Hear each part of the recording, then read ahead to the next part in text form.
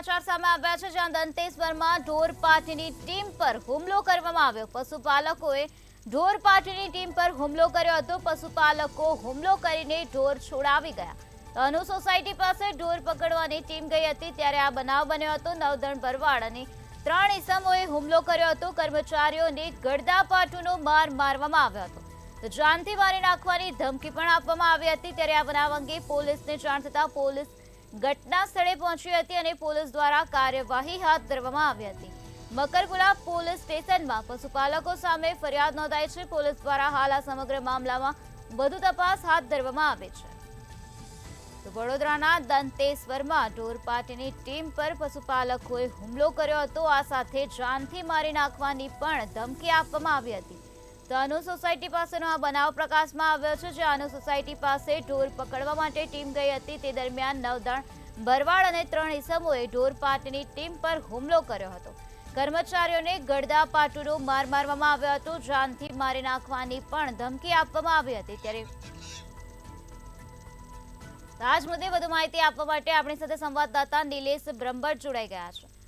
નિલેશ, વડોદરામાં દંતેશ્વરમાં ઢોર પાર્ટીની ટીમ પર હુમલો કરવામાં આવ્યો હતો, શું છે વધુ વિગત?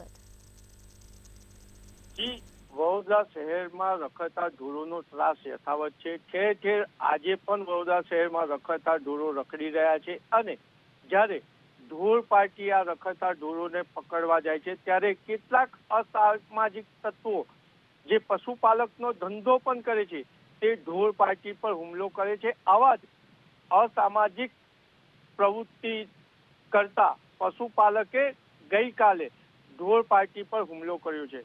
બનાવની સમગ્ર વિગત જોઈએ તો સંસ્કારી નગરી વડોદરાના મહાનગરપાલિકાના ઢોર પાર્ટીના અમિત રમેશભાઈ એક ઢોર પાર્ટી રહી અને દંતેશ્વર ખાતે પહોંચી હતી। દંતેશ્વર અનુ સોસાયટીની બહાર 2 રખડતા ઢોરોને પકડ્યા હતા અને 2 રખડતા ઢોરોને પકડતા અસામાજિક નવઘન દેવાભાઈ ભરવાડ પહોંચ્યા હતા અને ટોળાને લઈને ગાય છોડાવવાનો પ્રયત્ન કર્યો હતો, રખડતા ઢોરોને છોડાવવાનો પ્રયત્ન કર્યો હતો, પરંતુ સમય સૂચકતા વાપરી ઢોર પાર્ટીના એક સભ્યએ 100 નંબર પર ડાયલ કર્યો હતો અને પોલીસ પણ ઘટના સ્થળે પહોંચી હતી। પરંતુ મહત્વની બાબત એ છે કે નવઘન ભરવાડ ઢોરો છોડાવવામાં એટલા તો મશગુલ હતા કે પોલીસ જે ઢોર પાર્ટીની સાસો હોય છે તેને ખેંચીને લઈ જવાનો પ્રયત્ન કર્યો હતો અને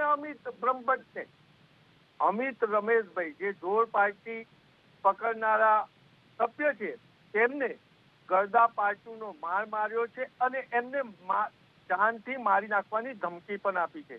એટલે કહી શકાય કે રખડતા ઢોરોનો ત્રાસ યથાવત છે। ત્યારે હવે કેટલાક પશુપાલકો પણ ત્રાસરૂપ બન્યા છે અને આ જ પશુપાલકોના લીધે સંસ્કારી નાગરિકનો કોકનો જીવ જશે।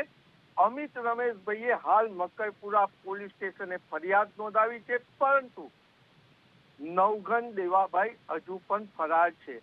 નવઘન દેવાભાઈ સાથે અન્ય 3 ઈસમોએ પોલીસ અને ઢોર પાર્ટી પર હુમલો કર્યો હતો અને હાલ એ ફરાર છે।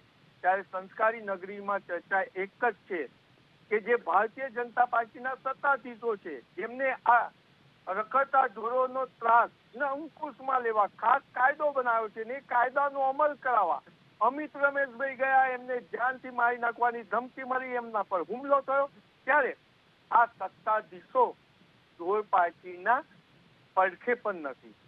જે માહિતી મળી રહી છે એ રીતના ઢોર પાર્ટીએ ફરિયાદ કરી દીધી, આરોપીઓ ફરાર છે, પરંતુ હવે સત્તાધીશ પાર્ટીના કેટલાક કાઉન્સિલરો મકરપુરા પોલીસ સ્ટેશને ફોન કરી અને નવઘન ભરવાડને નહીં પકડવાની ભલામણ કરી રહ્યા હોવાની પણ ચર્ચા મકરપુરા પોલીસ સ્ટેશનમાં થઈ રહી છે।